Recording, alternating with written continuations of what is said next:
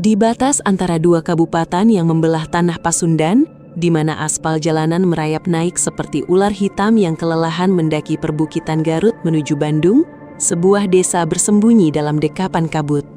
Desa itu adalah sebuah paradoks. Ia adalah nafas bagi para pelancong yang mencari jalan pintas di siang hari, sebuah denyut nadi yang bising oleh deru mesin dan kepulan debu. Namun, ketika matahari tergelincir ke balik barisan pegunungan yang tampak seperti raksasa tidur, desa itu berubah menjadi labirin kesunyian yang mencekam. Angin malam yang berhembus dari lembah membawa aroma tanah basah dan rahasia yang terkubur, menyelinap di antara celah-celah dinding bambu rumah-rumah penduduk, membisikkan peringatan yang tak pernah kami pahami hingga semuanya terlambat.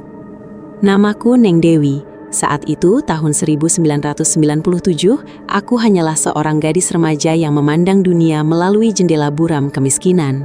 Bagiku, hidup adalah sebuah garis lurus yang membosankan sekaligus melelahkan, di mana setiap harinya adalah perjuangan untuk memastikan bahwa periuk nasi di dapur tidak hanya berisi udara. Kami tinggal di sebuah rumah kecil yang berdiri dengan kaki-kaki kayu yang mulai lapuk, bersandar pada tebing berbatu yang seolah siap menelan kami kapan saja. Di rumah itu, aku menghabiskan masa remajaku bersama ibu dan adik bungsuku, Dina. Jika kau melihat ibu, kau akan melihat sebuah monumen ketabahan yang dipahat oleh rasa sakit hati. Wajahnya yang dulu mungkin secantik melati, kini dihiasi oleh garis-garis keriput prematur yang ia peroleh dari setiap liter air cucian yang ia peras dan setiap butir peluh yang jatuh ke lantai pasar. Ia adalah wanita yang jiwanya telah dibelah dua oleh sebuah pengkhianatan yang lebih tajam dari sembilu. Bapak, lelaki yang seharusnya menjadi tiang penyangga rumah kami, telah menghilang 5 tahun sebelumnya, meninggalkan kami dalam kehampaan yang memekakkan telinga. Ia pergi ke Bandung dengan janji-janji manis tentang upah yang lebih baik. Namun yang ia bawa pulang hanyalah kabar perselingkuhan yang menghantam ibu seperti badai besar. Ia memilih untuk membangun istana di atas penderitaan kami, mengontrak rumah di sudut kota yang jauh bersama wanita lain, dan membiarkan kami, darah dagingnya sendiri, membusuk dalam kemiskinan di pinggiran desa. Bapak tidak hanya meninggalkan rumah, ia mencabut akar kehidupan kami, memutus aliran kasih sayang dan uang yang membuat kami terhuyung-huyung di ambang kehancuran. Masyarakat desa yang mungil ini, dengan segala kehangatan dan ketajamannya, segera mengetahui aib itu. Selama berbulan-bulan, nama ibu menjadi hidangan utama dalam setiap obrolan di pancuran air dan warung kopi. Namun, ibu menghadapi semuanya dengan kepala tegak dan bibir yang terkatup rapat. Beberapa lelaki, ada yang tulus dan ada yang hanya ingin mengambil kesempatan mencoba mendekati ibu dengan janji akan membiayai sekolah kami. Namun, ibu menolak mereka semua. Baginya, pernikahan adalah sebuah luka terbuka yang tak ingin ia sentuh lagi. Ia memilih untuk menjadi buruh cuci, membiarkan tangannya mengkerut oleh sabun dan air dingin, asalkan ia tidak perlu lagi menggantungkan nasibnya pada hati lelaki yang mudah berubah. Siang itu, matahari bulan Juli terasa seperti bara api yang diletakkan tepat di atas ubun-ubun. Aku baru saja pulang dari sekolah, seragam SMA-ku terasa lengket oleh keringat. Di teras depan, Dina, yang saat itu masih duduk di bangku SD, sedang asyik bermain dengan boneka kainnya yang sudah kehilangan satu mata. Suasana sangat sepi. Hanya terdengar suara tonggeret yang bersahutan dari pepohonan di belakang rumah, menciptakan harmoni yang aneh dan melankolis. Tiba-tiba, deru mesin motor memecah kesunyian. Sebuah motor bebek berwarna hitam dengan logo kantor pos di sisinya mendaki jalan berbatu menuju rumah kami. Debu beterbangan seperti tirai yang tersingkap. Seorang petugas pos dengan wajah yang legam terbakar matahari menghentikan motornya tepat di depan pagar kayu kami yang miring. "Keluarga Ibu Sarmana?" teriaknya. Suaranya parau karena debu jalanan.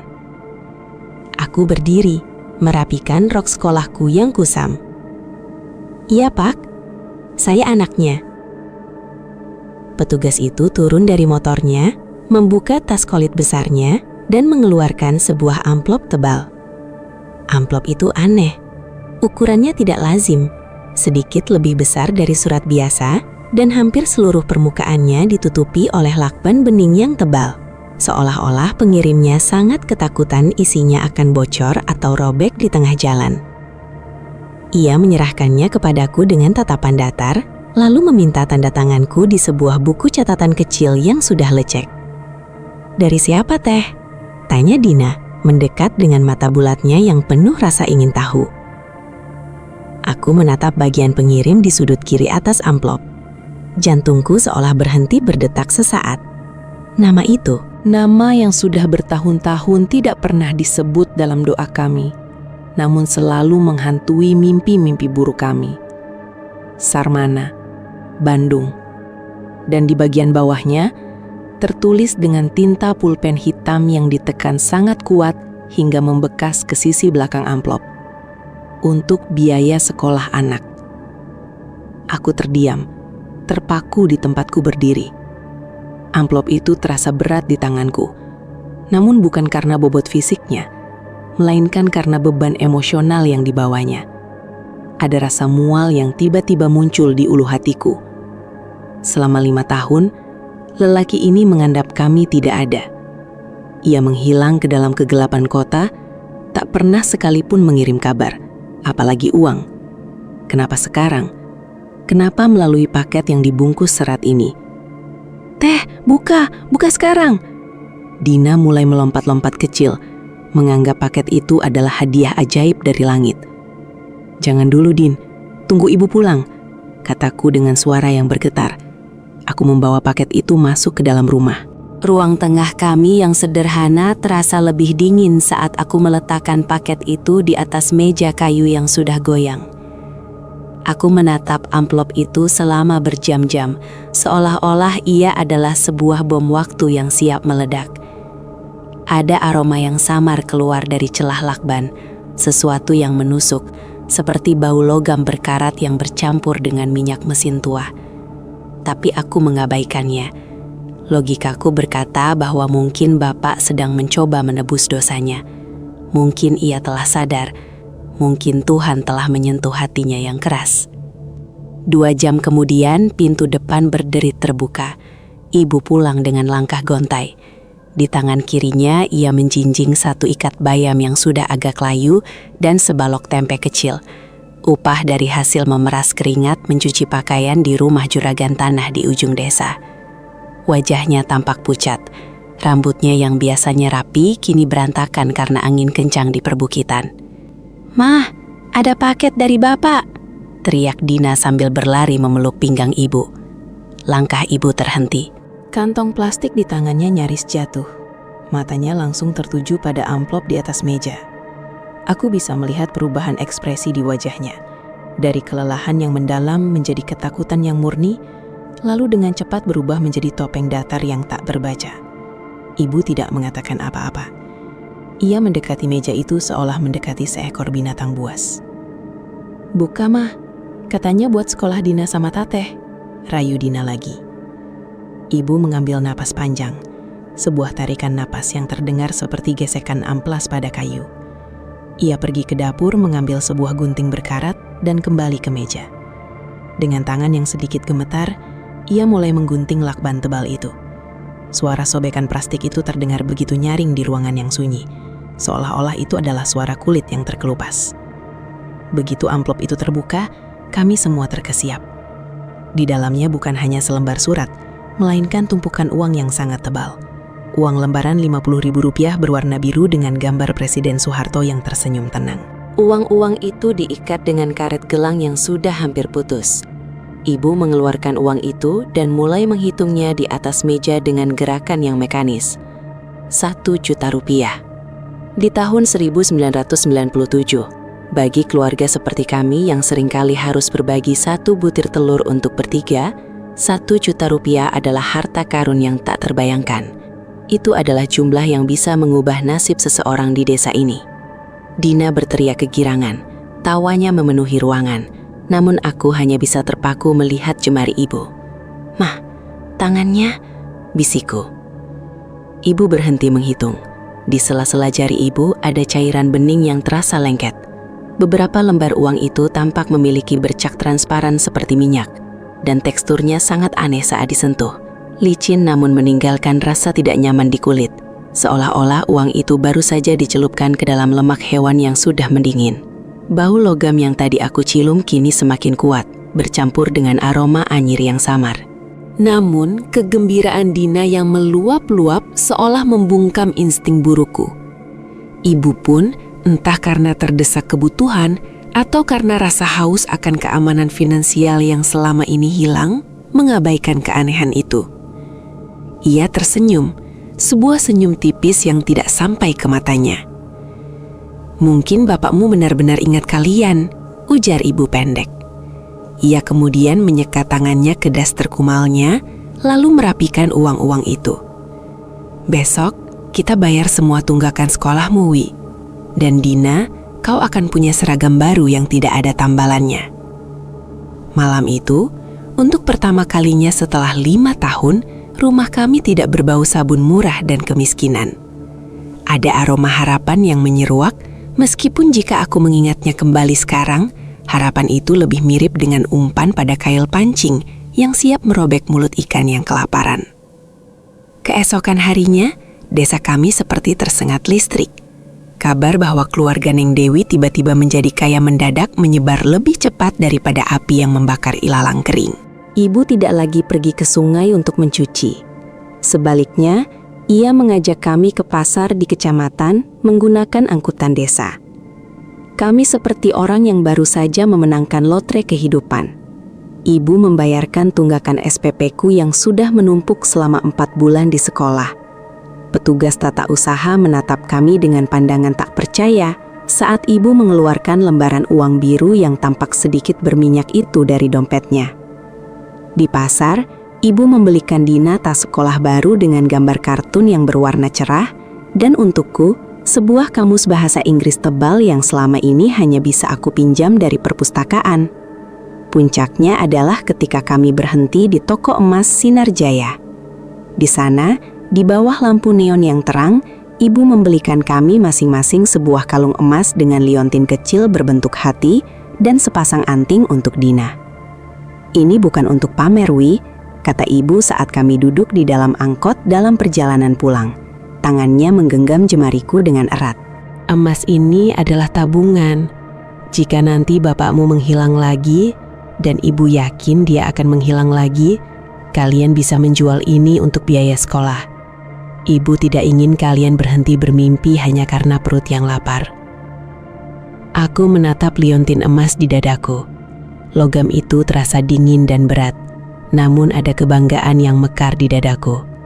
Aku merasa seolah-olah kami akhirnya bisa keluar dari lubang gelap yang selama ini mengubur kami hidup-hidup. Tetangga-tetangga mulai berdatangan ke rumah di sore hari, pura-pura meminjam garam atau sekedar bertanya kabar, namun mata mereka liar menatap ke arah leher kami yang kini dihiasi emas. Ibu menghadapinya dengan bijak. Ia bercerita bahwa bapak telah kembali mengirimkan uang. "Mungkin dia sudah bertaubat, Bu," ujar Bu RT dengan nada yang setengah memuji dan setengah iri.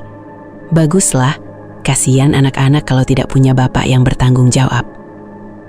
Ibu hanya tersenyum getir. "Saya sudah mengirim surat balasan ke alamat di amplop itu tadi pagi. Saya berterima kasih untuk uangnya, tapi saya bilang padanya bahwa jika dia ingin kembali, rumah ini sudah tidak punya kunci untuknya. Cukup untuk anak-anak saja." Kami melewati hari-hari berikutnya dengan perasaan seolah-olah beban besar telah terangkat dari pundak kami.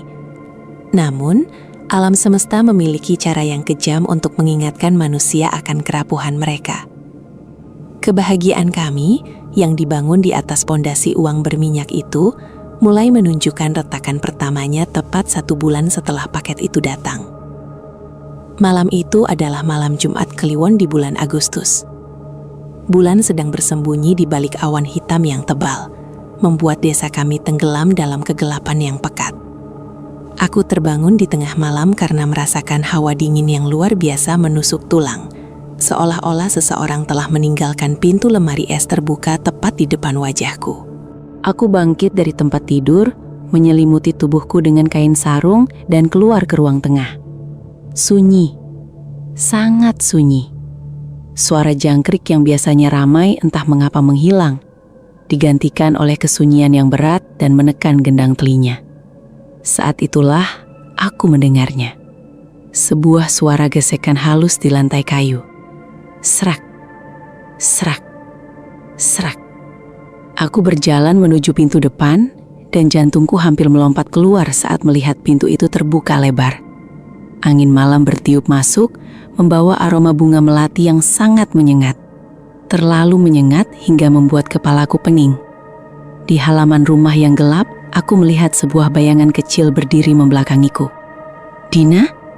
bisikku, suaranya gemetar. Sosok itu tidak bergerak. Itu memang Dina. Ia hanya mengenakan daster tidurnya yang tipis. Tubuhnya tegak kaku seperti patung batu, matanya menatap lurus ke arah gang gelap yang menuju ke jalan raya. Cahaya bulan yang tipis menyinari kulitnya, membuatnya tampak putih pucat, hampir transparan. "Dina, ngapain di luar?" "Dingin, ayo masuk," kataku sambil mendekatinya. Aku menyentuh pundaknya dan seketika itu juga aku menarik tanganku kembali dengan kaget. Kulitnya terasa sedingin es di kutub. Bukan hanya dingin, tapi ada getaran halus yang menjalar dari tubuhnya ke tanganku, sebuah energi yang terasa asing dan jahat. Tiba-tiba, Dina tersentak. Kepalanya menoleh perlahan ke arahku, gerakannya patah-patah seperti boneka kayu yang digerakkan oleh tali yang kasar. Matanya yang biasanya penuh binar, kini tampak kosong, hitam pekat seolah pupilnya telah melebar menelan seluruh warna di matanya. "Teh Neng?" Suaranya keluar, lembut dan polos seperti biasa. "Kenapa aku ada di luar?" Ia mengerjap-ngerjap, dan seketika itu juga hawa dingin yang tadi menyelimuti tubuhnya menghilang. Ia tampak seperti Dina yang biasa lagi, bingung dan menggigil karena angin malam. Aku segera membawanya masuk, mengunci pintu dengan tangan gemetar dan memastikan semua jendela tertutup rapat. Malam itu, aku tidak bisa tidur. Aku terus memikirkan tatapan kosong Dina. Apakah ia mengigau? Ataukah ada sesuatu yang memanggilnya dari kegelapan? Keesokan harinya, kondisi Dina mulai menurun. Semuanya berawal dari demam ringan yang kami kira hanyalah akibat ia bermain di luar di tengah malam. Namun, demam itu bukan demam biasa. Saat aku menyentuh keningnya, panasnya seolah membakar tanganku. Namun Dina mengeluh bahwa ia merasa sangat kedinginan hingga menggigil hebat.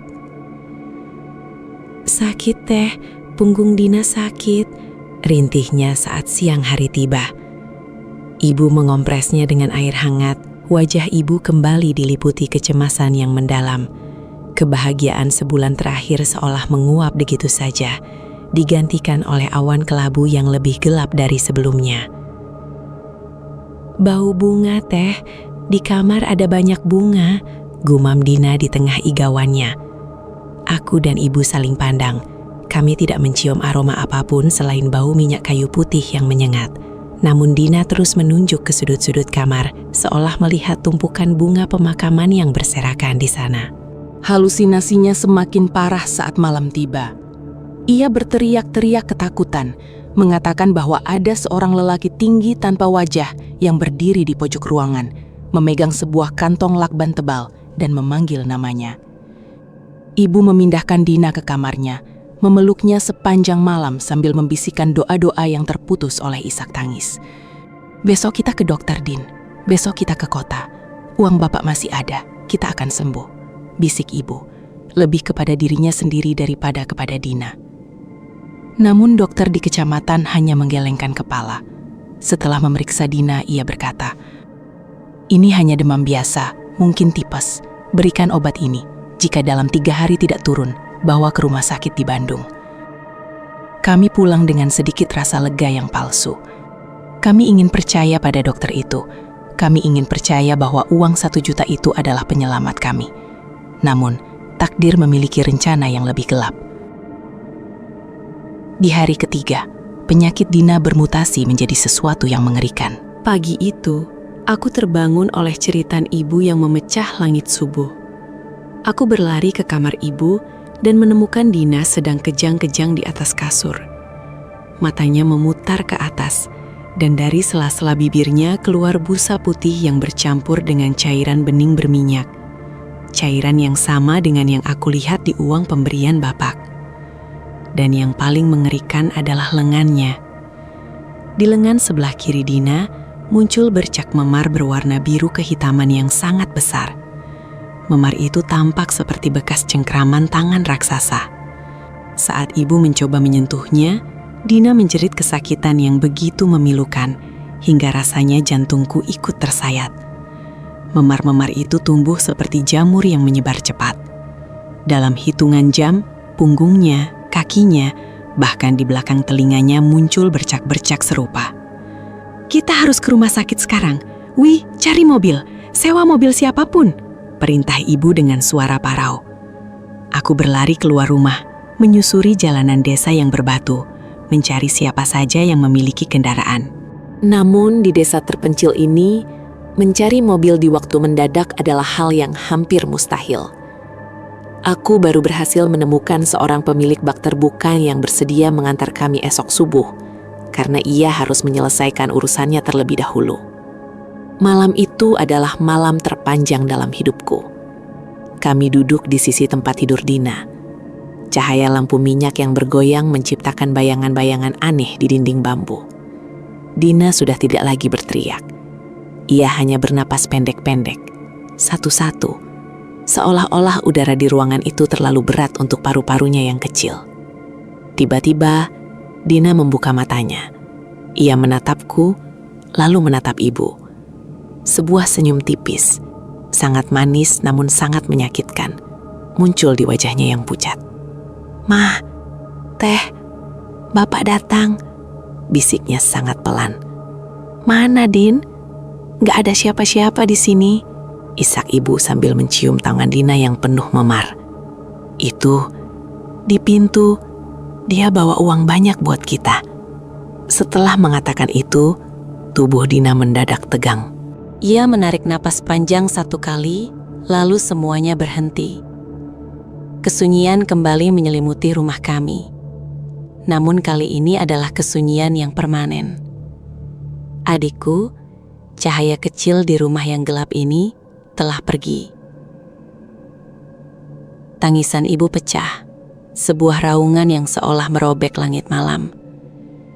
Aku terduduk lemas di lantai, memegang liontin emas di leherku yang kini terasa seperti rantai yang mencekik. Di luar, angin berhembus kencang, menggoyangkan pohon-pohon besar di belakang rumah, seolah-olah hutan pun ikut meratapi kepergian jiwa yang tak berdosa ini. Pemakaman Dina dilakukan dengan sangat cepat di pagi hari. Warga desa berkumpul, memberikan simpati yang tulus, namun aku bisa merasakan bisik-bisik di belakang punggung kami. "Kena kutukan uang itu ya? Kasian, emasnya belum sempat pudar, nyawanya sudah hilang." Aku menutup telingaku, mencoba fokus pada tanah merah yang perlahan menutup peti kayu Dina. Ibu tampak seperti mayat hidup. Ia tidak menangis lagi setelah pemakaman selesai. Ia hanya berdiri terpaku di depan nisan kayu yang masih baru, matanya kosong menatap pusara. Bulan-bulan berikutnya adalah masa-masa di mana rumah kami terasa seperti kuburan kedua. Kami hidup dalam rutinitas yang hampa. Aku melanjutkan sekolah dengan sisa-sisa semangat yang ada, sementara ibu kembali mencuci. Namun kali ini ia melakukannya dengan lebih giat, seolah-olah ia ingin membunuh dirinya sendiri melalui kerja keras. Uang 1 juta itu masih ada sisanya, namun ibu tidak pernah menyentuhnya lagi. Ia menyimpannya di bawah dasar lemari, dibungkus kain hitam. Ia kembali hidup prihatin, hanya memakan apa yang ia hasilkan sendiri. Emas yang kami pakai pun tidak pernah kami lepaskan, bukan karena kami menyukainya, tapi karena ibu selalu berkata, "Ini adalah benteng terakhir kita." 1 tahun berlalu, aku lulus SMA. Seharusnya itu adalah hari bahagia. Aku berencana untuk pergi ke Bandung, mencari kerja di pabrik atau toko apapun agar bisa membawa ibu keluar dari desa ini. Aku ingin kami meninggalkan semua kenangan pahit ini. Aku berangkat ke Bandung dengan harapan besar, menginap di rumah seorang teman lama sekolah. Namun Bandung tidak seramah yang aku bayangkan.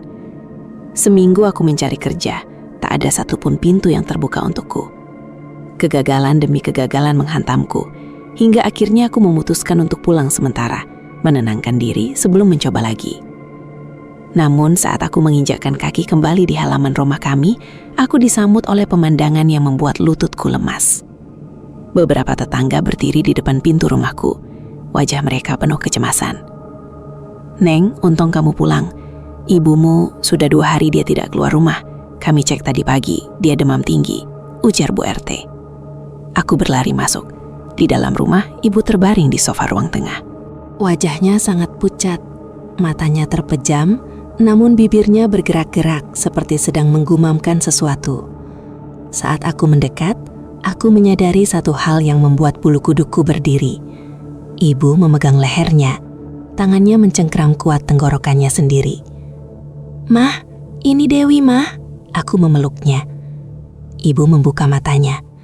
Ia menatapku dengan tatapan yang penuh penderitaan. "Sakit, Wi. Di sini ada yang mengganjal." Suaranya keluar seperti parutan logam, kasar dan nyaris tak terdengar. Selama 2 hari berikutnya, aku merawat ibu. Penyakitnya sangat aneh. Ia tidak bisa menelan apapun, bahkan air pun akan ia muntahkan kembali. Ia berkata seolah-olah ada ribuan jarum kecil yang bersarang di tenggorokannya, menggores dinding lehernya setiap kali ia mencoba bernafas. Dan kemudian, halusinasi itu kembali. "Saha maneh? Siapa kamu?" teriak ibu di suatu malam, menunjuk ke arah jendela yang tertutup rapat. Aku mendekat ke jendela, membukanya sedikit untuk melihat keluar. Tidak ada siapa-siapa. Hanya bayangan pohon pisang yang melambai di tiup angin. Namun ibu terus menjerit, mengatakan ada sosok tinggi hitam yang berdiri di sana, memegang sebuah amplop besar yang ditutup lakban. "Dia minta kembali, Wi. Dia minta semuanya kembali," tangis ibu pecah. Aku mulai menyadari sebuah pola yang mengerikan. Semuanya persis seperti apa yang dialami Dina 1 tahun yang lalu. Jarak waktunya pun hampir tepat 1 tahun sejak kematian Dina. Kondisi ibu memburuk dengan kecepatan yang mengerikan. Tubuhnya yang memang sudah kurus karena bekerja keras, kini tinggal tulang terbungkus kulit. Di malam terakhirnya, ibu memegang tanganku dengan sisa-sisa tenaganya. "Wih, kalau nanti ibu pergi, jangan cari bapakmu," bisiknya. Suaranya sangat lemah. "Buang semua uang itu. Jual emasnya untuk hidupmu di kota.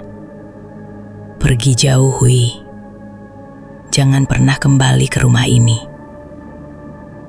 1 jam kemudian, di bawah remang cahaya lampu minyak, ibu menghembuskan napas terakhirnya. Ia pergi dengan mata terbuka, menatap langit-langit rumah seolah-olah ia melihat sesuatu yang sangat menakutkan di sana. Aku terduduk sendirian di samping jenazah ibu. Tidak ada tangisan yang keluar. Rasa sedihku telah melampaui batas air mata. Aku merasa seolah-olah aku sedang berada di dalam sebuah drama tragis yang naskahnya ditulis oleh iblis sendiri. Pemakaman ibu dilakukan di samping makam Dina.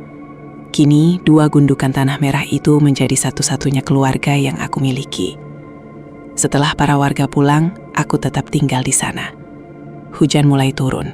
Gerimis yang awalnya lembut berubah menjadi deras, membasahi tubuhku yang lemas.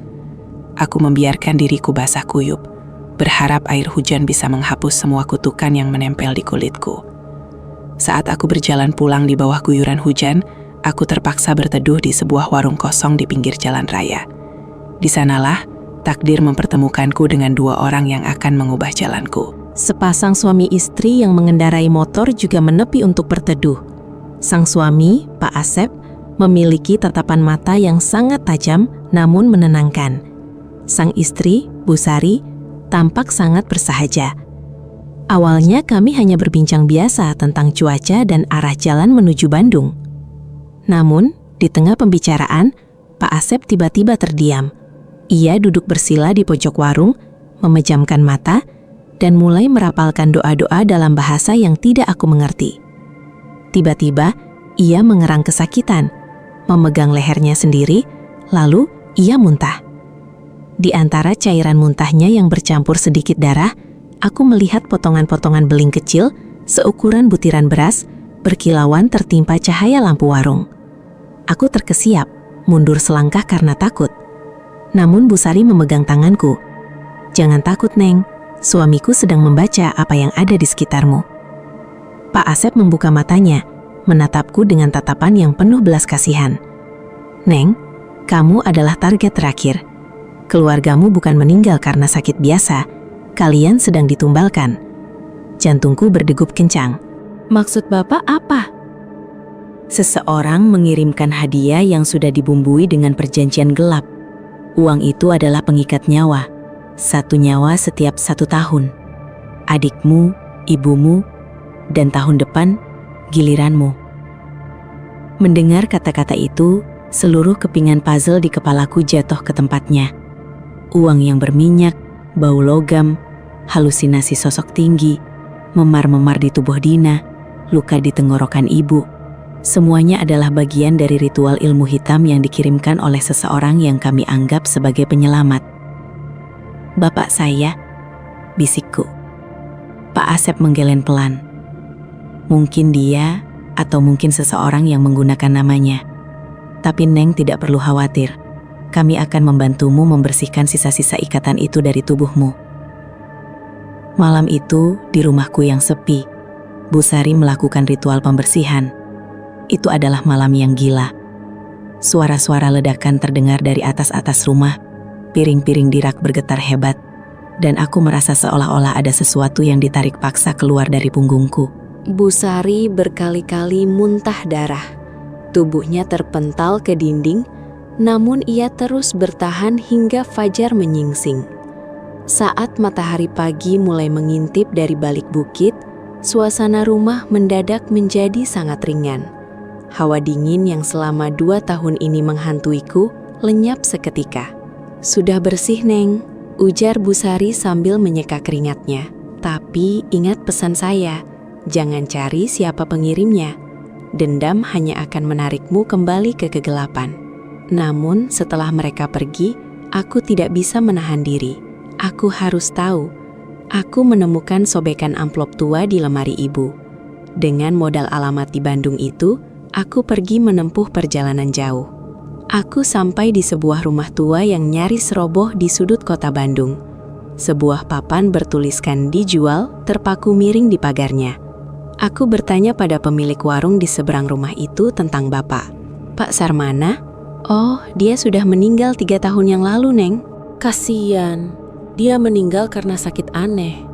Tubuhnya penuh memar," ujar tukang warung itu. Aku merasa bumi seolah runtuh di bawah kakiku. 3 tahun lalu? Lalu siapa istrinya? Istri barunya? Dia langsung pindah ke Jakarta setelah Pak Sarmana meninggal. Katanya dia mendadak kaya raya, dapat warisan entah dari mana. Dia orangnya pendiam, tapi tatapannya selalu membuat orang merinding. Disitulah aku menyadari kebenaran yang paling pahit. Bapakku sendiri adalah tumbal pertama.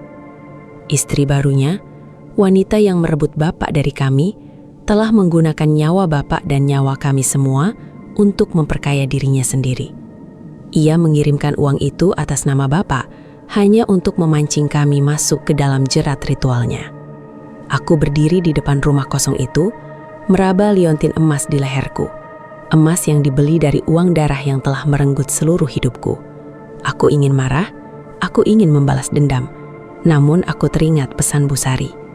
Aku adalah satu-satunya yang tersisa. Dan aku harus hidup, bukan untuk membalas dendam, tapi untuk membuktikan bahwa cahaya bisa bertahan meski di tengah kegelapan yang paling pekat sekalipun. Aku berbalik, meninggalkan rumah itu, meninggalkan masa laluku, dan melangkah menuju keramaian kota Bandung. Namaku Neng Dewi. Dan ini adalah akhir dari babak pertamaku sebagai korban dan awal dari perjalananku sebagai penyintas. Bandung di penghujung tahun 90-an bukanlah kota yang ramah bagi jiwa-jiwa yang koyak. Kota ini adalah sebuah kuali besar yang mendidih oleh mimpi-mimpi yang beradu dengan kenyataan pahit di atas aspalnya yang selalu basah oleh gerimis. Bagiku, Neng Dewi, Bandung adalah sebuah labirin tanpa pintu keluar yang pasti. Setelah meninggalkan rumah tua di sudut gang yang menyimpan bangkai kenangan tentang bapak dan istri simpanannya, aku melangkah dengan kaki yang terasa seperti terbuat dari timah. Dinginnya udara Bandung menusuk hingga ke sumsum tulang, melewati pori-pori kulitku yang masih terasa perih. Seolah-olah ritual pembersihan dari Bu Sari meninggalkan luka yang tak terlihat, namun terasa nyata setiap kali angin berhembus. Aku berdiri di pinggiran jalan raya yang bising. Suara klakson angkot, deru mesin bus kota yang mengeluarkan asap hitam pekat, dan teriakan para pedagang asongan menciptakan simfoni kekacauan yang memekakan telinga. Namun, di dalam kepalaku, hanya ada keheningan yang mencekam. Keheningan yang ditinggalkan oleh tawa Dina yang kini terkubur di bawah tanah merah desa. Dan keheningan dari doa-doa ibu yang tak lagi kudengar di waktu subuh. Aku adalah sebatang kara yang tersasat di rimba beton, membawa beban sejarah yang terlalu berat untuk dipikul oleh pundak seorang gadis yang baru saja menggenggam ijazah SMA. Tas kain yang kusandang terasa semakin berat. Di dalamnya, hanya ada beberapa potong baju, ijazah yang sedikit lecek di bagian sudutnya, dan sebuah botol air minum yang hampir kosong. Aku tidak punya tujuan. Aku tidak punya rumah untuk pulang. Rumah kami di perbatasan Garut Bandung itu telah kukunci rapat-rapat. Namun aku tahu, bayang-bayang di dalamnya tidak akan pernah benar-benar terkunci. Mereka akan tetap di sana, menari di antara debu dan cahaya matahari yang masuk melalui celah genting, menunggu seseorang kembali untuk menceritakan kisah tragis mereka. Langkahku membawaku menyusuri trotoar yang retak-retak. Aku melihat orang-orang berlalu lalang dengan wajah-wajah yang datar. Ada rasa iri yang menusuk ketika aku melihat seorang ibu menggandeng anaknya yang mengenakan seragam sekolah. Anak itu mengingatkanku pada Dina. Matanya yang bulat, bina rasa ingin tahunya, dan caranya melompat kecil menghindari genangan air. Seketika, dadaku sesak. Bau bunga Kamboja yang aneh seolah melintas di indera penciumanku. Padahal tak ada pohon Kamboja di sini. Apakah itu sisa-sisa trauma, ataukah mereka masih mengikutiku? Aku memejamkan mata sejenak, menghirup napas dalam-dalam. Aku tidak boleh menyerah. Pak Asep dan Bu Sari telah mempertaruhkan nyawa mereka untuk memutus rantai tumbal itu dariku. Jika aku menyerah sekarang, maka pengorbanan mereka, juga kematian Ibu dan Dina, akan menjadi sia-sia. Aku harus hidup. Aku harus menjadi bukti bahwa kegelapan yang dikirim oleh wanita iblis itu, istri baru Bapak, tidak bisa memadamkan cahaya dalam diriku sepenuhnya. Malam mulai turun menyelimuti kota. Lampu-lampu jalan mulai berkedip, memantul di permukaan jalan yang basah. Aku menemukan sebuah masjid kecil di daerah Cicahem. Di sanalah aku memutuskan untuk bermalam. Di teras masjid yang dingin, aku duduk bersila, menatap langit malam yang tak menampakkan bintang. Hanya ada awan kelabu yang menggantung rendah, seolah-olah langit pun turut berduka bersamaku. Suara tadarus dari dalam masjid memberikan sedikit ketenangan.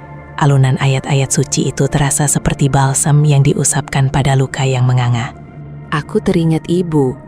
Ibu selalu berkata bahwa Tuhan tidak akan memberikan cobaan di luar batas kemampuan hambanya.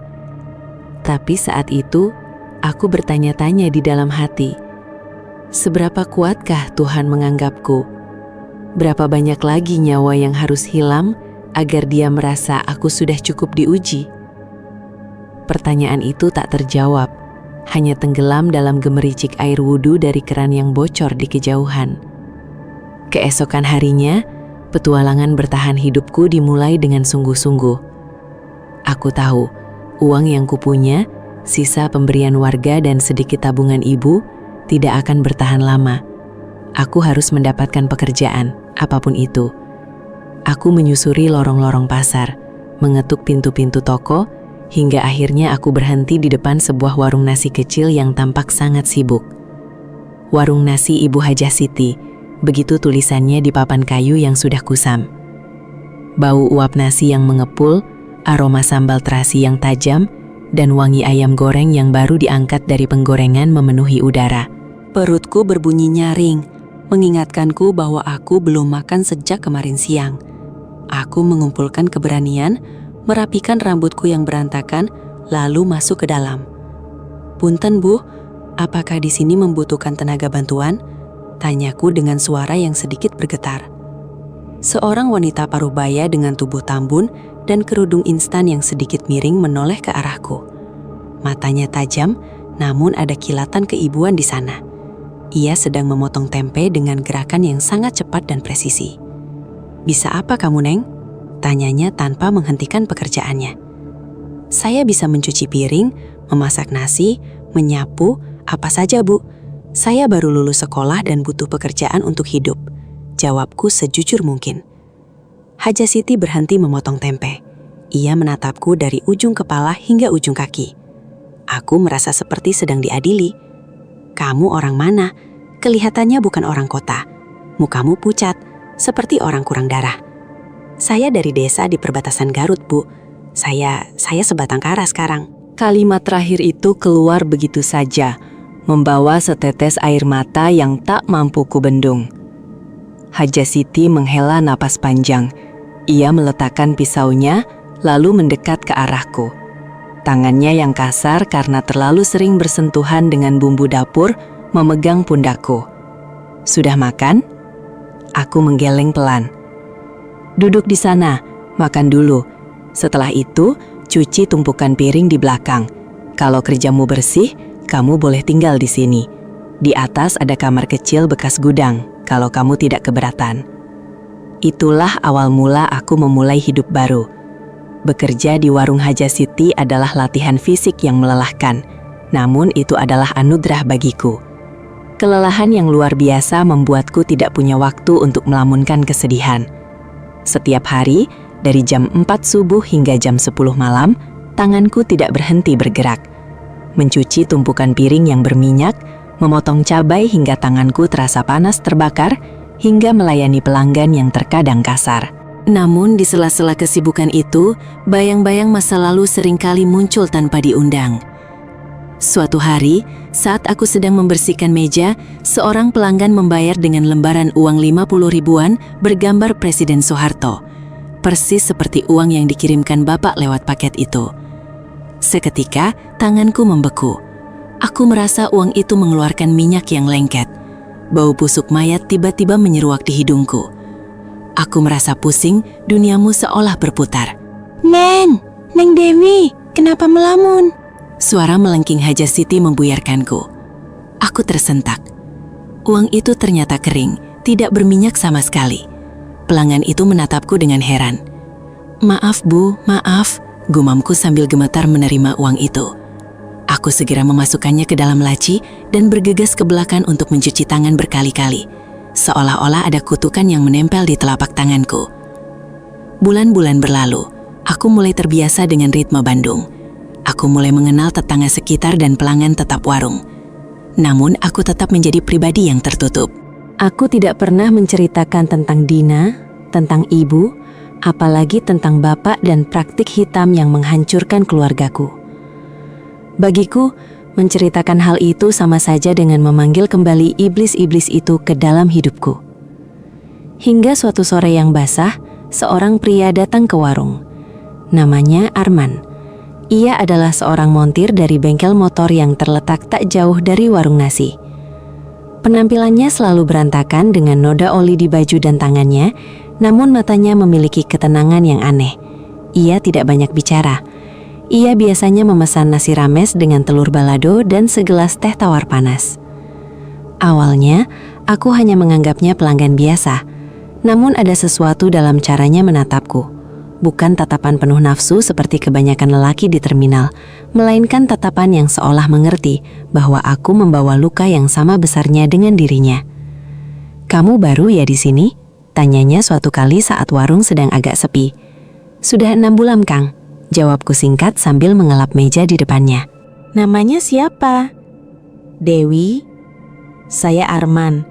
Saya lihat kamu kerja terus, Dewi. Tidak pernah istirahat?" Aku tersenyum titis. jenis senyum yang hanya mencapai bibir tapi tidak sampai ke mata. Kalau diam, pikiran saya suka jalan-jalan ke tempat yang tidak seharusnya, Kang. Lebih baik kerja. Arman mengangguk pelan, seolah mengerti sepenuhnya maksud ucapanku. Kadang-kadang, lari dari pikiran itu capek, Wi. Suatu saat kamu harus berhenti dan menghadapi apa yang kamu takutkan. Kata-katanya sederhana, namun menusuk jantungku.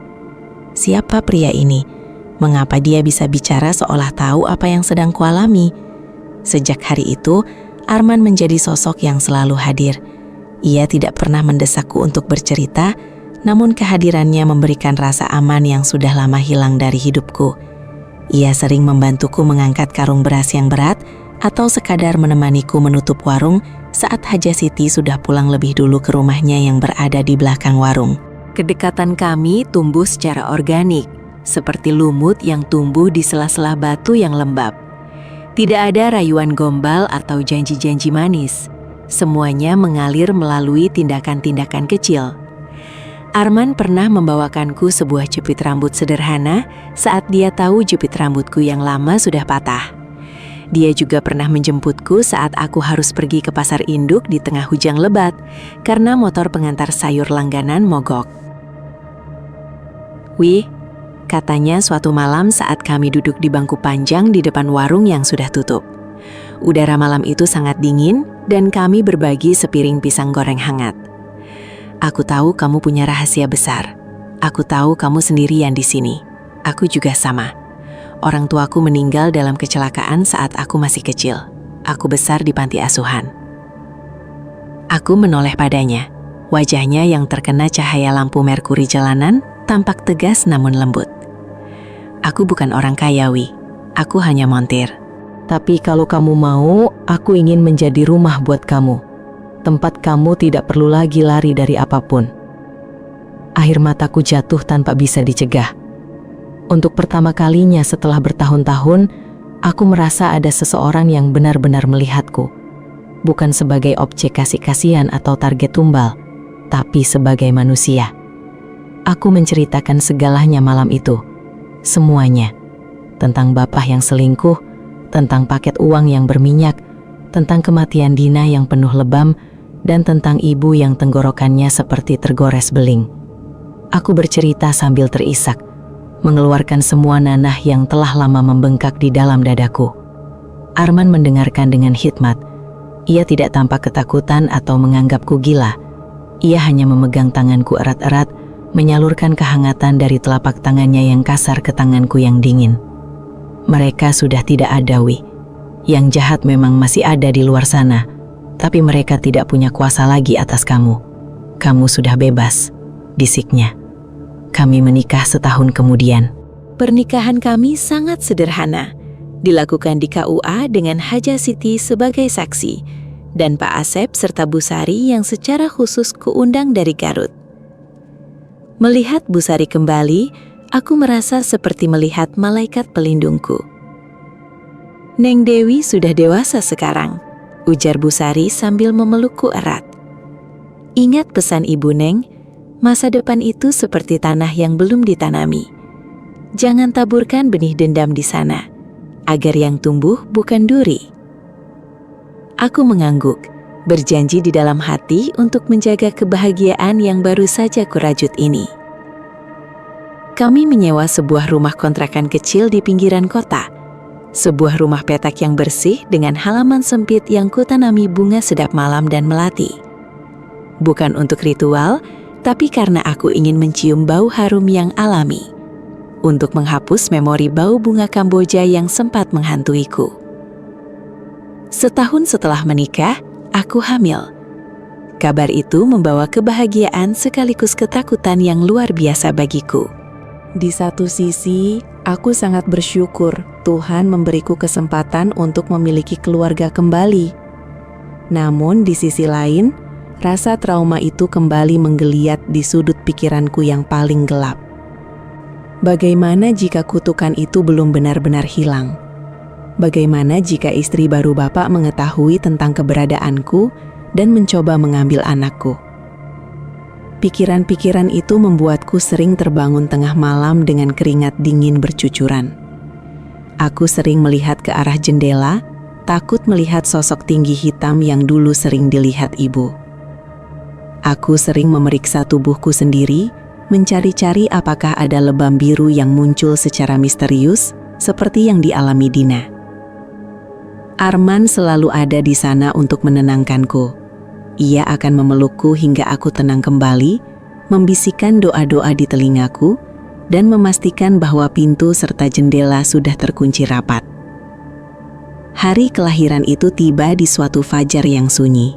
Seorang bayi laki-laki lahir dengan tangisan yang sangat kencang. Seolah-olah dia ingin mengumumkan kepada dunia bahwa dia telah lahir dari rahim seorang penyintas. Kami menamainya Fajar, sebuah simbol dari cahaya yang muncul setelah malam yang paling gelap sekalipun. Saat aku pertama kali mendekap Fajar di dadaku, aku merasakan getaran cinta yang begitu dahsyat, namun juga rasa protektif yang luar biasa. Kulitnya yang halus, jemarinya yang mungil, dan baunya yang segar adalah keajaiban bagiku. Di detik itu, aku bersumpah di hadapan Tuhan bahwa tidak akan ada satupun kekuatan hitam yang boleh menyentuh anak ini. Jika perlu, aku akan menjadi benteng paling kokoh yang pernah ada. Namun, dunia ini memang tempat yang aneh. Ketika Fajar berusia 1 tahun, tepat di usia yang menurut Pak Asep adalah siklus bagi pengirim tumbal, kejadian aneh mulai muncul kembali. Malam itu hujan turun sangat deras, disertai petir yang menggelegar. Fajar yang biasanya tidur nyenyak, tiba-tiba menangis histeris. Ia tidak mau menyusu dan tangannya menunjuk-nunjuk ke arah sudut kamar yang gelap. "Ada apa, Nak? Ada apa?" tanyaku dengan suara gemetar. Aku melihat ke arah yang ditunjuk Fajar.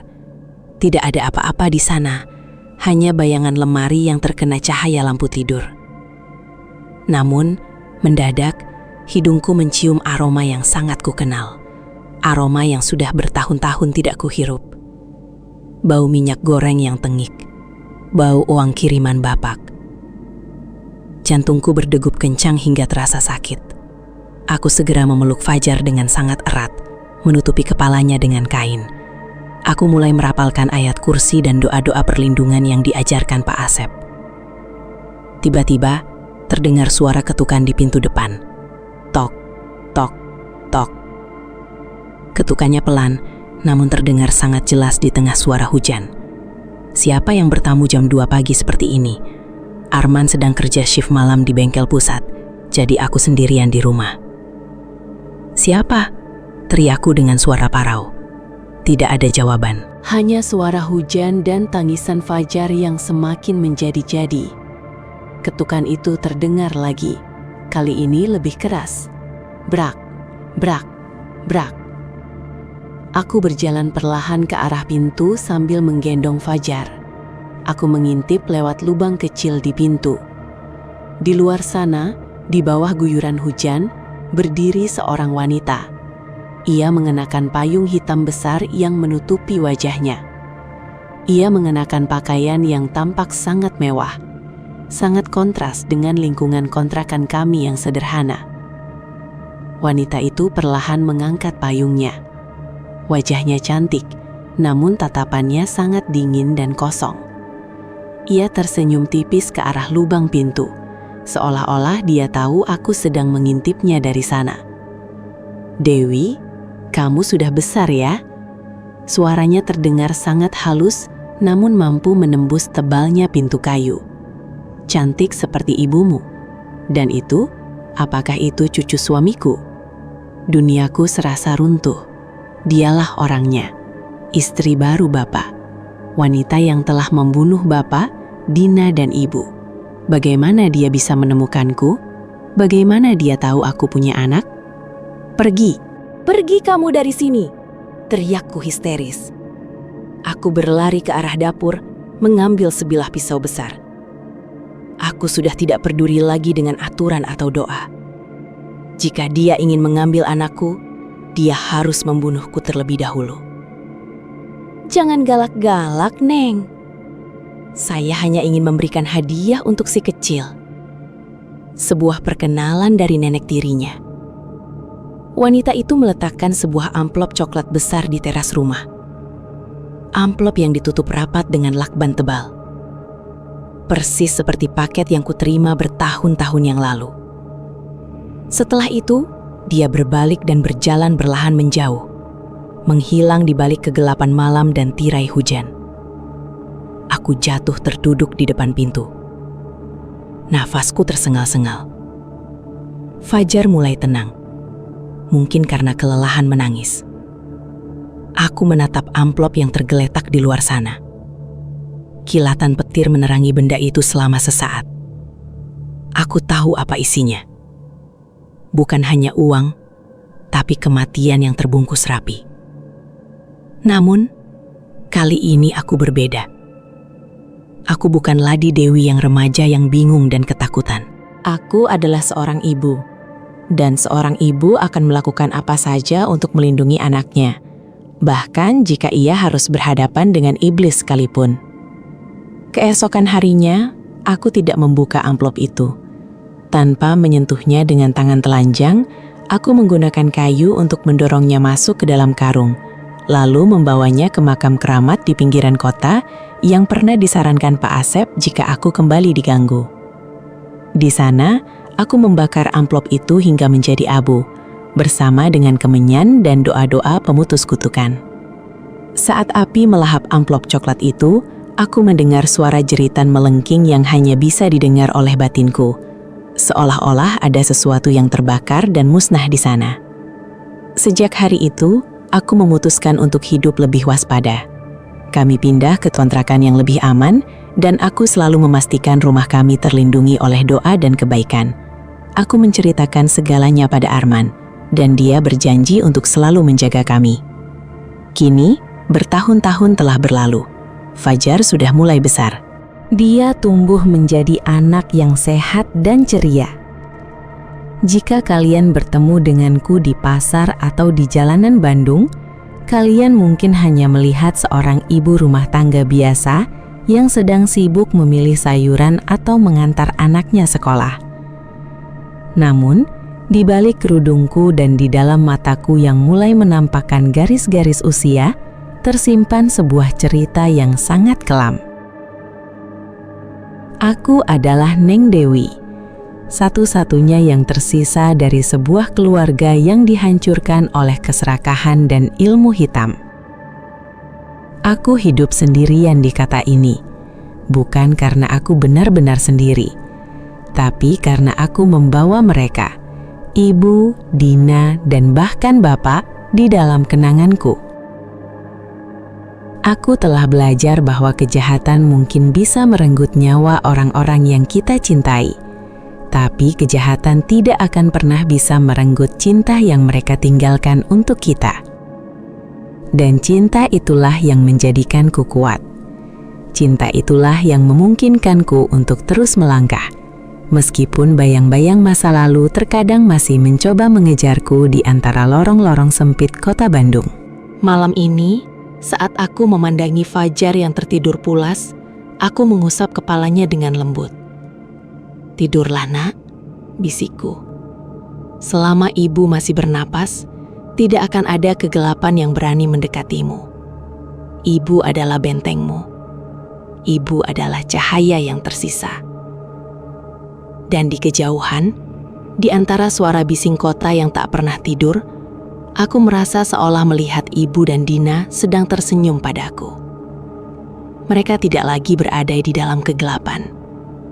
Mereka telah menemukan kedamaian, dan tugas mereka kini adalah menjagaku dari sisi lain saat aku berjuang menjalankan sisa hidupku sebagai seorang penyintas yang takkan pernah menyerah. Ini adalah ceritaku, sebuah cerita tentang darah, tumbal, dan keberanian untuk tetap hidup. Sebuah cerita yang mengingatkan kita semua bahwa terkadang hal yang paling menyeramkan bukanlah hantu atau setan, melainkan hati manusia yang telah dibutakan oleh ambisi dan dendam. Namun di atas segalanya, Ini adalah cerita tentang harapan yang menolak untuk mati. Karena selama masih ada satu orang yang mengingat kebenaran, maka kegelapan tidak akan pernah benar-benar menang. Aku menarik selimut untuk Fajar, mengecup keningnya, lalu berjalan ke arah jendela. Aku menatap langit Bandung yang kini cerah berbintang. Tidak ada lagi bau minyak tengik, tidak ada lagi bau bunga Kamboja yang aneh. Yang ada hanyalah aroma tanah basah setelah hujan dan wangi bunga melati dari halamanku yang mekar dengan anggunnya di bawah cahaya rembulan. Aku sudah siap untuk menghadapi hari esok. Apapun yang akan terjadi, aku tidak akan takut lagi. Karena namaku adalah Neng Dewi dan aku adalah seorang pemenang. Malam di Bandung tidak pernah benar-benar sunyi. Namun di dalam relung kamarku, keheningan itu terasa begitu padat, seolah-olah ia adalah zat cair yang memenuhi paru-paruku. Aku berdiri di depan jendela, menatap sisa-sisa hujan yang membasahi kaca, membentuk aliran-aliran kecil yang tampak seperti air mata bening di atas pipi malam. Di luar sana, lampu-lampu jalan berpendar samar, terkepung oleh kabut tipis yang turun dari perbukitan sekitarnya. Fajar, putraku, harta paling berharga yang pernah Tuhan titipkan di rahimku, tertidur dengan napas yang teratur. Dada mungilnya naik turun, sebuah ritme kehidupan yang paling indah yang pernah kudengar. Di sampingnya, Arman, lelaki yang menjadi jangkar bagi jiwaku yang sempat karam, juga telah terlelap. Namun aku masih terjaga. Jiwaku adalah sebuah perpustakaan tua yang dipenuhi buku-buku berdebu tentang masa lalu. Dan malam ini, angin kenangan tampaknya sedang gemar membolak-balik halamannya yang paling perih. Kejadian pembakaran amplop itu baru berlalu beberapa bulan, namun dampaknya masih terasa seperti getaran sisa gempa di bawah kakiku. Setiap kali aku menutup mata, aku masih bisa mencium aroma hangus dari kertas coklat itu, sebuah aroma yang bukan hanya sekadar kertas terbakar, melainkan bau busuk dari sebuah niat jahat yang telah membusuk selama puluhan tahun. Aku tahu apa yang kulakukan di makam keramat itu adalah sebuah deklarasi perang terhadap kegelapan yang telah merenggut hampir seluruh duniaku. Pagi menyapa Bandung dengan jemari emasnya yang lembut. Cahaya matahari menyeruak masuk melalui celah gorden, membelah kegelapan kamarku. Aku terbangun sebelum alarm berbunyi, sebuah kebiasaan yang lahir dari kewaspadaan bertahun-tahun. Di dapur, aku mulai meracik kopi untuk Arman dan menyiapkan sarapan untuk Fajar. Aroma nasi goreng yang gurih dan kepulan uap kopi hitam menjadi pelindung realitasku hari ini. Ibu sedang melamun lagi. Suara serak Arman mengejutkanku. Ia sudah berdiri di ambang pintu dapur, mengenakan sarung dan kaos oblong putih. Tatapannya teduh, penuh dengan empati yang tak perlu diucapkan. Aku tersenyum tipis, mencoba menyembunyikan badai yang semalam mengamuk di pikiranku. Hanya memikirkan menu makan siang, Mas, dan mungkin sedikit tentang rumah lama. Arman mendekat, meletakkan tangannya di bahuku. Sentuhannya hangat dan nyata. Jika kau merasa perlu kembali ke sana untuk benar-benar menutup buku ini, aku akan mengantarmu. Kita tidak bisa terus-menerus lari dari bayang-bayang, Dewi. Terkadang, kita harus berbalik dan menatap langsung ke mata bayangan itu agar dia tahu bahwa kita tidak lagi takut. Kata-kata Arman meresap ke dalam sanubariku. Kembali ke desa itu, ke perbatasan Garut dan Bandung yang penuh luka itu. Pikiran itu membuat jemariku gemetar sesaat. Desa yang dulu ramai saat siang namun mencekam saat malam. Tempat di mana adikku, Dina, mengembuskan napas terakhir dengan tubuh penuh memar biru kehitaman yang misterius. Tempat di mana ibuku kehilangan cahayanya, satu demi satu, hingga ia menyerah pada kegelapan. 2 hari kemudian, kami berangkat. Perjalanan menuju pinggiran kabupaten itu terasa seperti mesin waktu. Semakin jauh kami meninggalkan hiruk-pikuk kota Bandung, semakin lebat pepohonan yang memeluk jalanan yang menanjak dan berkelok. Udara berubah menjadi lebih dingin, membawa aroma pinus dan tanah basah yang sangat akrab di indera penciumanku. Ini adalah aroma masa kecilku. Aroma yang dulu berarti rumah, namun kini berarti pusara. Kami melewati tanjakan Nagrek yang legendaris, di mana tebing-tebing tinggi menjulang seperti raksasa yang sedang mengawasi para musafir. Fajar duduk di kursi belakang, sibuk dengan buku gambarnya, tak menyadari bahwa ibunya sedang menuju pusat badai emosinya. Kita hampir sampai, gumamku saat melihat gapura desa yang sudah kusam. Catnya mengelupas seperti kulit yang terbakar matahari. Desa itu tidak banyak berubah. Jalanannya masih berbatu dan curam di beberapa titik. Rumah-rumah penduduk yang dulu berdinding bambu, kini banyak yang sudah berganti tembok permanen. Namun atmosfernya tetap sama. Sebuah kesunyian yang berat, seolah desa ini menyimpan rahasia yang terlalu besar untuk dibisikkan. Aku menyuruh Arman menghentikan mobil di dekat bekas warung tempat aku dulu berteduh dan bertemu dengan Pak Asep dan Bu Sari. Bangunan itu kini tinggal puing-puing kayu yang melapuk dan ditumbuhi tanaman merambat. Disinilah titik balik hidupku dimulai. Disinilah potongan beling keluar dari mulut seorang lelaki asing menjadi pertanda bahwa maut sedang mengincarku. "Turun di sini, Bu?" tanya Arman. "Sebentar saja, Mas. Aku ingin menghirup udaranya." Aku melangkah keluar dari mobil. Angin gunung yang tajam langsung menusuk pori-poriku. Aku memejamkan mata. Seketika, memori tahun 1997 membanjir. Aku melihat diriku sendiri. Seorang remaja kurus dengan seragam SMA yang kusam, membawa bungkusan roti untuk dijual berkeliling.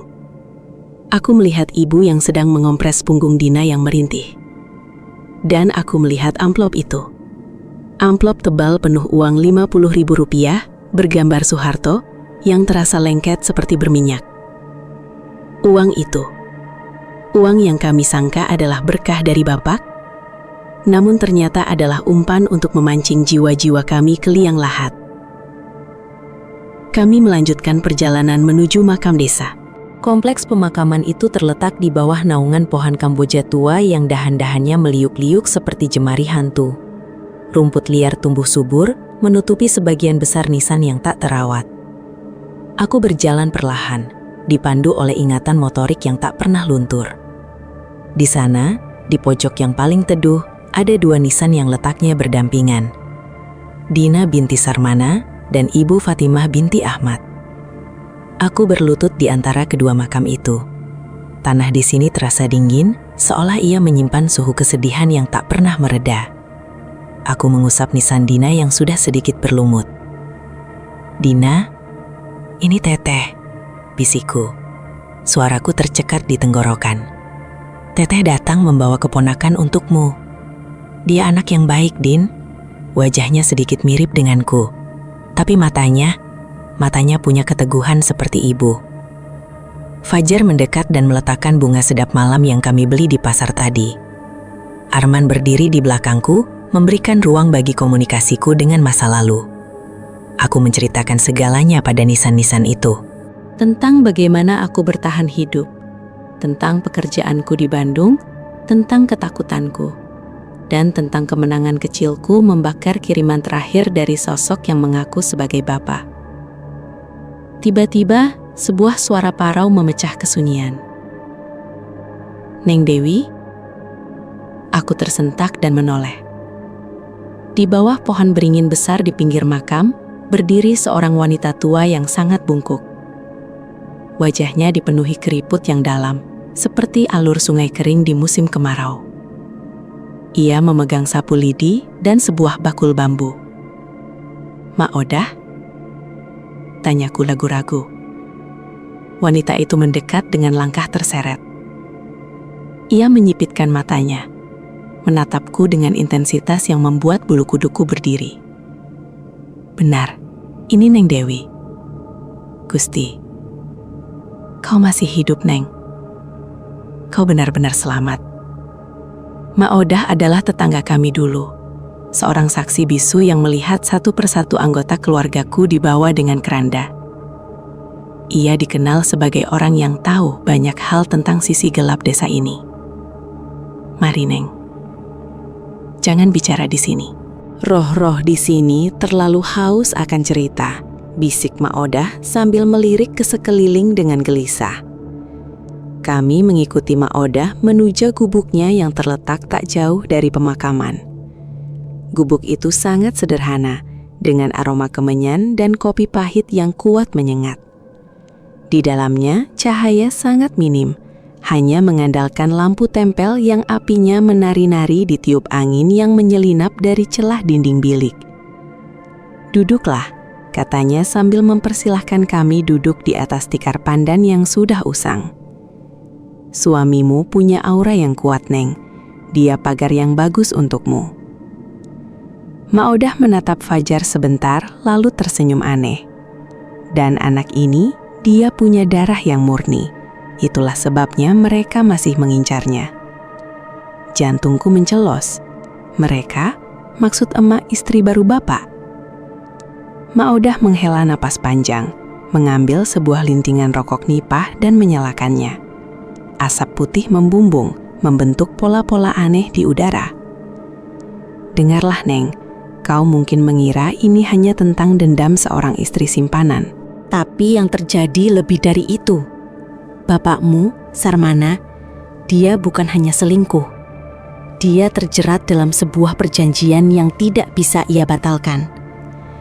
Di Bandung, dia terjebak dalam lingkaran orang-orang yang memuja kesuksesan instan dengan bayaran nyawa." Aku mendengarkan dengan napas tertahan. "Uang yang dikirimkan kepada kalian dulu, itu bukan uang sekolah. Itu adalah uang pengikat. Setiap lembar yang kalian sentuh, setiap perhiasan yang ibu belikan dari uang itu, adalah rantai gaib yang menghubungkan nyawa kalian dengan pemberi pesugihan itu. Uang itu terasa berminyak, bukan? Itu karena uang itu sudah dimandikan dengan minyak mayat." Suara Mak Odah merendah, menjadi bisikan yang sangat menyeramkan. Aku teringat betapa lengketnya uang 50.000 itu di tanganku saat aku masih SMA. Aku teringat betapa bangganya ibu memakai kalung emas baru, yang ternyata adalah kalung anjing gaib yang menariknya pelan-pelan menuju maut. "Lalu bapak, apa benar dia sudah meninggal?" tanyaku. Mak Odah mengangguk pelan. "Dia mati sebagai tumbal pertama. Karena dia tidak tega melihat kalian langsung dihabisi, dia menawarkan dirinya sendiri terlebih dahulu. Tapi perjanjian itu rakus, Neng. Satu nyawa tidak cukup untuk kekayaan yang didapatkan istri barunya itu. Maka setelah Sarmana mati, istrinya melanjutkan perjanjian itu. Dia membutuhkan darah dari garis keturunan Sarmana untuk menjaga hartanya tetap melimpah. Itu sebabnya Dina yang diambil lebih dulu. Anak kecil adalah persembahan yang paling disukai, karena jiwanya masih putih. Lalu ibumu, karena dia yang memegang kendali atas uang itu. Dan kau adalah penutupnya. Jika kau mati, maka siklus itu sempurna. Kekayaan wanita itu akan abadi hingga 7 turunan. Aku merasakan amarah yang murni membakar dadaku. Bagaimana mungkin ada manusia yang begitu keji? Menghancurkan sebuah keluarga demi tumpukan harta yang takkan dibawa mati. Tapi aku selamat, Mak. Pak Asep dan Bu Sari membantuku, kataku dengan nada menantang. Ya, kau selamat saat itu. Tapi kau harus tahu satu hal, Neng. Wanita itu, istri baru bapakmu. Dia tidak akan berhenti. Selama dia masih hidup dan selama dia masih menghirup udara di rumah besarnya di Jakarta atau dimanapun dia berada, dia akan terus mengirimkan utusan. Amplop yang kau bakar itu adalah usahanya yang terakhir untuk mengambil anakmu. Aku menoleh ke arah Fajar yang sedang bersandar di lengan Arman, nampak mengantuk karena suasana yang redup. Rasa protektif sebagai seorang ibu melonjak dalam diriku. Aku akan mencabik-cabik siapapun, bahkan iblis sekalipun, yang berani menyentuh anakku. Apa yang harus kulakukan, Mak? Tanyaku mantap. Mak Odah mengambil sebuah benda dari balik tumpukan kain di sudut ruangan. Itu adalah sebuah keris kecil yang dibungkus kain hitam. Bawa ini, bukan untuk membunuh secara fisik, tapi untuk memutus sisa-sisa energi yang mungkin masih melekat padamu. Dan ada satu hal lagi. Kau harus menemukan tempat di mana wanita itu menyimpan wadah pesugihannya. Biasanya berupa kotak hitam berisu barang-barang peninggalan keluarga yang ia tumbalkan. Maksud emak, aku harus mencari wanita itu. Tidak perlu kau cari, dia yang akan datang padamu dalam mimpimu. Jika kau bisa mengalahkannya di alam sana, maka di dunia nyata dia akan hancur. Kami meninggalkan gubuk Mak Odah saat matahari mulai tergelincir ke ufuk barat, meninggalkan semburat warna merah darah di langit. Perjalanan pulang menuju Bandung terasa lebih berat. Kata-kata Mak Odah tentang minyak mayat dan uang pengikat terus terngiang-ngiang. Sesampainya di rumah di Bandung, suasana terasa berbeda. Ada sebuah ketegangan yang menggantung di udara. Aku memastikan setiap pintu dan jendela terkunci rapat. Aku menaburkan garam kasar yang sudah didoakan di sekeliling rumah. Sebuah tradisi perlindungan yang diajarkan Bu Sari dulu. Malam itu, aku bermimpi. Aku berada di sebuah rumah yang sangat megah, namun sangat dingin. Lantainya terbuat dari marmer hitam yang berkilat, mencerminkan wajahku yang tampak pucat. Di ujung ruangan, ada sebuah tangga besar yang menuju ke lantai atas. Aku berjalan menaiki tangga itu, digerakkan oleh sesuatu yang lebih kuat dari rasa takutku. Di sebuah kamar besar, aku melihat seorang wanita duduk di depan meja rias. Ia memakai gaun sutra berwarna merah tua. Rambutnya disanggul rapi, bertabur berliam yang berkilauan. Namun saat ia berbalik, aku hampir berteriak. Wajahnya cantik, namun di balik kulitnya yang halus, tampak ulat-ulat kecil menggeliat.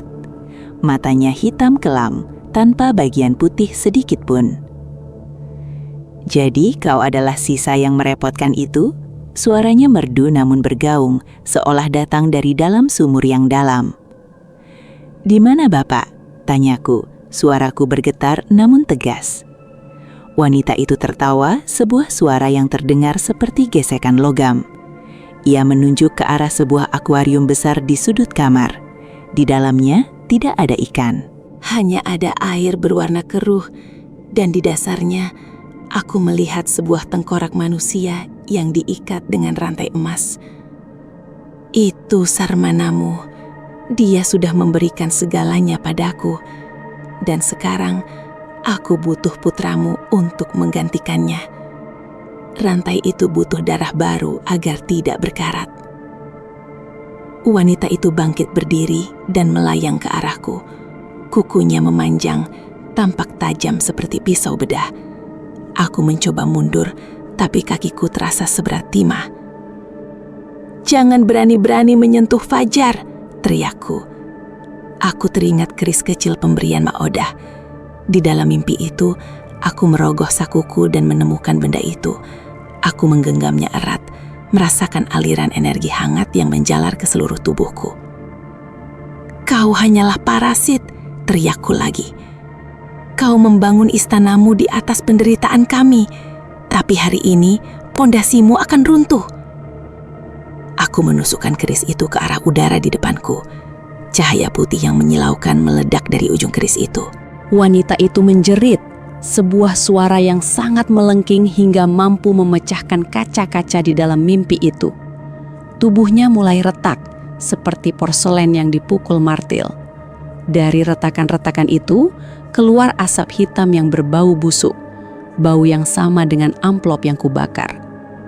"Ini untuk Dina, ini untuk ibu, dan ini untuk hidupku yang kau rampas!" Aku berteriak dengan seluruh kekuatan jiwaku. Duniaku berputar. Aku terbangun dengan napas tersengal dan keringat dingin yang membasahi seluruh tubuh. Aku langsung bangkit dan berlari ke kamar Fajar. Ia masih tertidur pulas. Arman juga terbangun karena teriakanku dan segera memelukku. "Hanya mimpi, Dewi, hanya mimpi," bisiknya menenangkan. "Bukan, Mas, itu adalah perang," jawabku lirih. Beberapa hari setelah mimpi itu, aku mendapatkan kabar dari seorang teman lama yang bekerja di Jakarta. Ia bercerita tentang sebuah berita heboh di kalangan sosialita. Seorang wanita kaya raya, istri dari seorang pengusaha yang sudah lama meninggal, ditemukan tewas mengenaskan di rumah mewahnya. Tubuhnya ditemukan di dalam kamarnya yang terkunci dari dalam. Yang aneh, seluruh kulitnya melepuh seolah terbakar dari dalam. Padahal tidak ada tanda-tanda api di ruangan itu. Dan yang paling mengerikan, di kamarnya ditemukan sebuah akuarium besar berisi tengkorak manusia yang terikat rantai emas. Aku terduduk lemas mendengar kabar itu. Perang itu telah usai. Kini, aku berdiri di halaman rumahku di Bandung. Bunga melati yang kutanam sudah mulai bermekaran, menebarkan aroma wangi yang suci dan menenangkan. Tidak ada lagi bau minyak tengik. Tidak ada lagi ketakutan yang mengintai di balik kabut pagi. Aku menatap langit biru yang membentang luas di atas tanah Parayangan. Aku tahu, Ibu dan Dina kini benar-benar telah beristirahat dengan tenang. Mereka tidak lagi terikat oleh perjanjian gelap manapun. Aku kembali ke dalam rumah, di mana Fajar sedang tertawa riang sambil mengejar kucing peliharaan kami.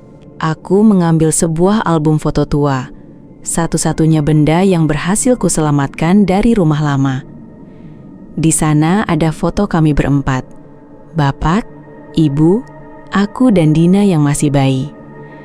Kami tampak bahagia, sebuah momen sebelum keserakahan merusak segalanya. Aku mengusap foto itu dengan lembut. Aku tidak akan pernah melupakan mereka. Luka ini mungkin tidak akan pernah benar-benar hilang. Ia akan tetap menjadi parut di jiwaku. Namun, parut itu adalah bukti bahwa aku pernah terluka. Aku pernah berjuang dan aku menang. Aku adalah Neng Dewi, seorang ibu, seorang istri, dan seorang penyintas. Aku hidup untuk menceritakan kisah ini, agar dunia tahu bahwa kegelapan bisa saja mencuri segalanya dari kita, tapi ia tidak akan pernah bisa memadamkan cahaya kecil yang bernama harapan, asalkan kita berani untuk terus menyalakannya. Di kejauhan, suara azan zuhur berkumandang dari Masjid Raya, memanggil jiwa-jiwa untuk bersujud.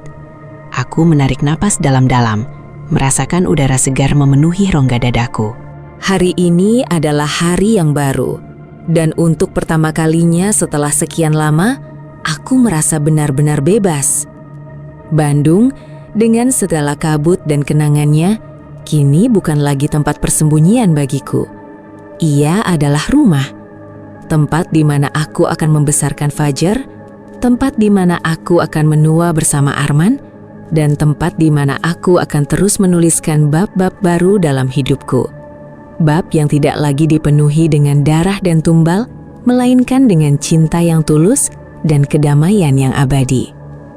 Selesai sudah masa-masa di mana aku harus menoleh ke belakang dengan ketakutan.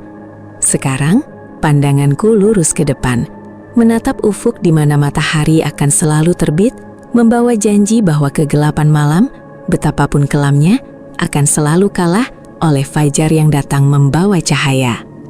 Atu menutup album foto itu, meletakkannya dengan rapi di rak buku, lalu melangkah menuju dapur untuk menyiapkan makan siang. Hidup terus berjalan, dan aku akan menjalaninya dengan kepala tegak.